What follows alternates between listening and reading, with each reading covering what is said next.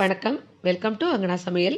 இன்னைக்கு நம்ம ஒரு டேஸ்டியான, ரொம்ப ஹெல்த்தியான ஒரு பொடி தான் செய்ய போறோம். நம்ம வேண்டான்னு தூக்கி போடுற பொருள வச்சு, ரொம்ப ஒரு டேஸ்டியான ஒரு பொடி செய்ய போறோம். அது என்னன்னு பார்க்கலாம் வாங்க. நம்ம இப்போ காய் வாங்கும்போது வீட்ல கொத்தமல்லி நெறையா வாங்குவோம். அந்த கொத்தமல்லி ஸ்டோர் பண்ணி வைக்கும்போது, நம்ம அதோட இலைகள மட்டும் எடுத்துட்டு, காம்பெல்லாம் தூக்கி போட்டுருவோம். இனிமே அந்த மாரி செய்ய வேண்டாம். இந்த இலைகள எடுத்துட்டு, இந்த காம்பு பகுதிய வச்சு தான் இந்த பொடி ரெடி பண்ண போறோம். இப்ப இந்த மாரி இந்த காம்பெல்லாம் நான் ஏற்கனவே இந்த கொத்தமல்லிய கழுவி சுத்தம் பண்ணி தான் எடுத்துட்டு வந்திருக்கேன். இதோட ரொம்ப அடியில உள்ள வேர மட்டும் கட் பண்ணி எடுத்துக்கலாம். இது மாதிரி ரொம்ப நம்ம தேவைப்படாத அந்த வேர மட்டும் கட் பண்ணி எடுத்துக்கங்க. இத தூக்கி போட்டுறலாம். இப்ப இந்த காம்புல ஏதாவது புல்லு, ஏதாவது தூசி, வேற ஏதாவது இலைகள்லாம் இருக்கும். அதெல்லாம் சுத்தம் பண்ணி எடுத்துருங்க. எடுத்துட்டு இப்ப இந்த காம்ப வந்து நம்ம சின்ன சின்ன பீஸா கட் பண்ணிக்கலாம். இந்த அளவுக்கு சின்னதா கட் பண்ணிக்கங்க.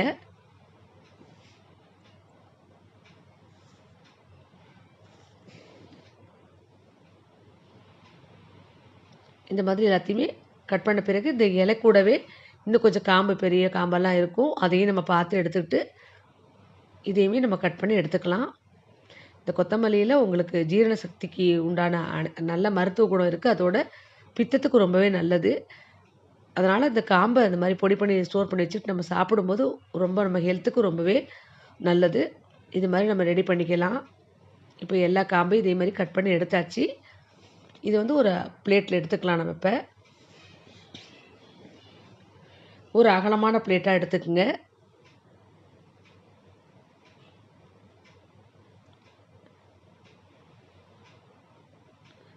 இந்த மாரி அதில போட்டுட்டு, இப்போ கையால லேசா அப்படி பரப்பி விட்ட மாரி விட்டுக்குங்க. இத வந்து நம்ம வீட்டுக்குள்ளேயே ஒரு 2 நாளைக்கு ஃபேன் அடியில காய வைங்க. வெயில்ல காய வைக்கக்கூடாது. வெயில்ல காய வச்சா சத்துக்கள் போயிடும். 2 நாள் அப்படியே விட்டீங்கன்னா நல்லா காஞ்சிரும். இப்ப பாருங்க இந்த மாதிரி நான் காய வச்சிருக்கேன் பாருங்க.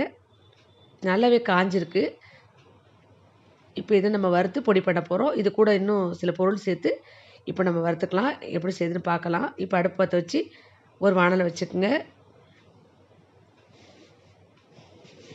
1 அல்லது 2 ஸ்பூன் எண்ணெய் விட்டுக்குங்க. இதில ஒரு 3 காஞ்ச மிளகாய் போட்டுக்குங்க. ஒரு 3 டேபிள் ஸ்பூன் அளவுக்கு உளுந்தம் பருப்பு சேர்த்துக்குங்க. ஒரு 3 டேபிள் ஸ்பூன் அளவுக்கு கடலை பருப்பையும் சேர்த்துக்குங்க. இப்போ இத நல்லா வறுத்துக்கலாம். கொஞ்சம் செவக்க வாசம் வர வரைக்கும் கொஞ்சம் நல்லா வறுத்துக்கலாம்.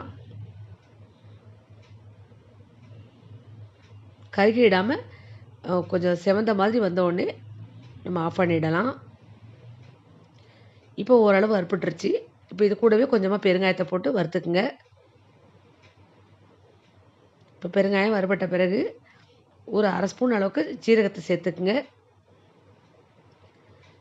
இப்போ இது எல்லாமே நல்லா வறுபட்டுருச்சு. இப்போ நம்ம காய வச்சு எடுத்து வச்சிருக்க இந்த கொத்தமல்லி காம்பையும் சேர்த்து லேசா பெரட்டி விட்டுக்கலாம். ரொம்ப வறுக்க வேண்டாம். இது ஏற்கனவே காஞ்சது தான். இப்போ இது கூட ஒரு டேபிள் ஸ்பூன் அளவுக்கு பொட்டுக்கல்லை சேர்த்துக்குங்க. பொட்டுக்கல்ல சேர்க்கும்போது இந்த பொடி ரொம்பவே டேஸ்ட்டா இருக்கும். இப்போ எல்லாமே வறுத்தாச்சு. இதுக்கு தேவையான உப்பு ஒரு 1/2 ஸ்பூன் அளவுக்கு கல் உப்பு சேர்த்துக்கிட்டு, நம்ம இத அப்படியே ஒரு 5 நிமிஷம் அப்படியே ஆற விட்டுறலாம். ஆறின பிறகு நம்மள மிக்ஸி ஜார்ல சேர்த்து பொடி பண்ணி எடுத்து வந்துடலாம். இப்போ பாருங்க, பொடி பண்ணியாச்சு. இந்த அளவுக்கு நல்லா நைஸா தான் பொடி பண்ணியிருக்கேன். இதே மாதிரி பொடி பண்ணிக்கங்க. அப்ப சாதத்துல போட்டு சாப்பிடவே ரொம்ப நல்லாயிருக்கும். இது ரொம்ப ரொம்ப டேஸ்ட்டா இருக்கும் இந்த பொடி.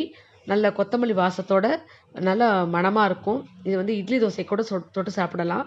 சாதத்துல போட்டு நீங்க நெய்யோ, நல்லெண்ணெயோ போட்டு பெசஞ்சு சாப்பிட்டீங்கன்னா, அவ்ளோ டேஸ்ட்டா இருக்கும். உடம்புக்கு ரொம்ப ரொம்ப ஹெல்த்தி. நம்ம வேணான்னு தூக்கி போடுற பொருள வச்சு சூப்பரான ஒரு பொடி ரெடி பண்ணியிருக்கோம். ஃப்ரெண்ட்ஸ் இந்த வீடியோ பிடிச்சா மறக்காம நம்ம சேனலுக்கு சப்ஸ்கிரைப் பண்ணுங்க, ஷேர் பண்ணுங்க. நன்றி. வணக்கம்.